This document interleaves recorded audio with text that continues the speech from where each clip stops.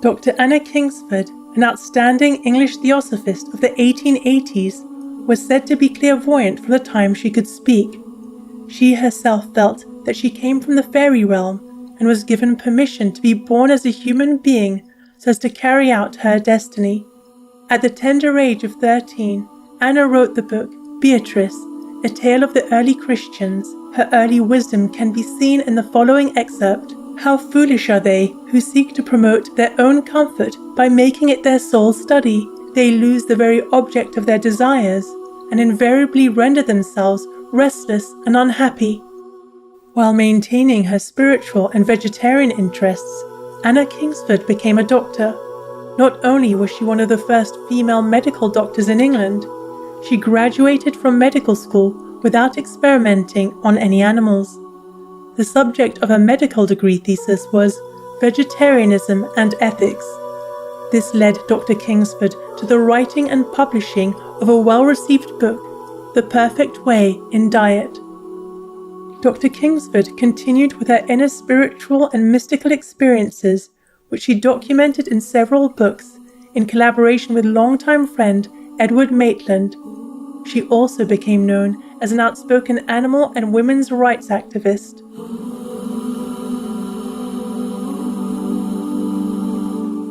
We now share with you selections from the book The Perfect Way, or The Finding of Christ. This book merges Christianity and the theosophical tradition, a system of fundamental truths and wisdom in which all religions may abide so that humans can progress along the path to perfection. According to Dr. Anna Kingsford, this perfection is exemplified by Christ, which everyone is capable of discovering and joining within.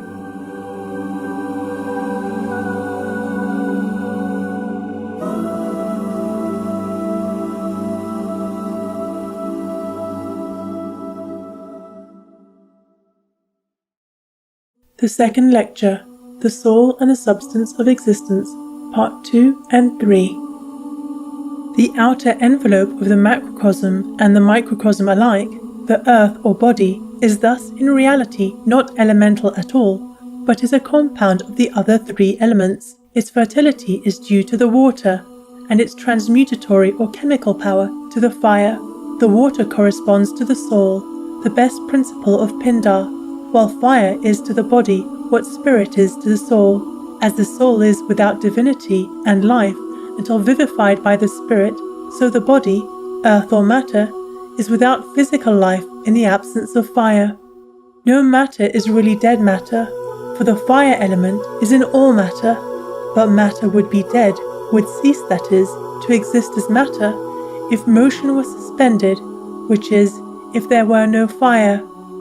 For, as wherever there is motion, there is heat, and consequently fire and motion is the condition of matter, so without fire would be no matter.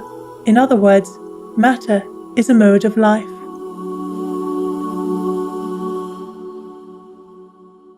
The history and progress of the soul. Souls work upwards from plants and animals to man. In man, they attain their perfection and the power to dispense altogether with material bodies. Their ability to do this is the cause and consequence of their perfection, and it is the attainment of this that is the object of the culture of the soul, the object, that is, of religion. Spirit alone is good, is God.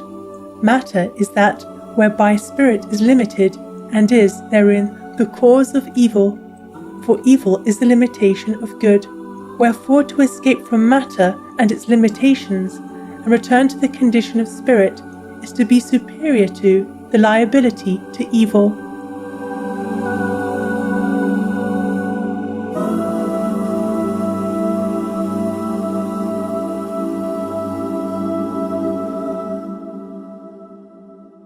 Formerly, the way of escape for human souls was more open than now, and the path clearer, because, although ignorance of intellectual things abounded, especially among the poorer folk, yet the knowledge of divine things and the light of faith was stronger and purer. The anima bruta, or earthly mind, was less strongly defined and fixed, so that the anima divina, or heavenly mind, subsisted in more open conditions. Wherefore the souls of those ages of the world, not being enchained to earth as they now are, were enabled to pass more quickly through their avatars, and but few incarnations sufficed where now many are necessary.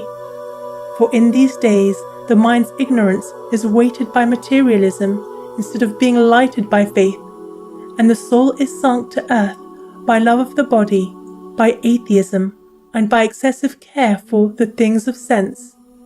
And being crushed thereby, it lingers long in the atmosphere of earth, seeking many fresh lodgments, and so multiple bodies, the circumstances of each of which are influenced by the use made of the previous one.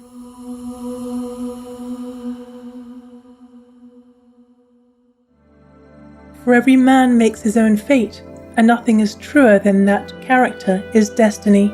It is by their own hands that the lines of some are cast in pleasant places, of some in vicious, and of some in virtuous ones, so that there is nothing arbitrary or unjust.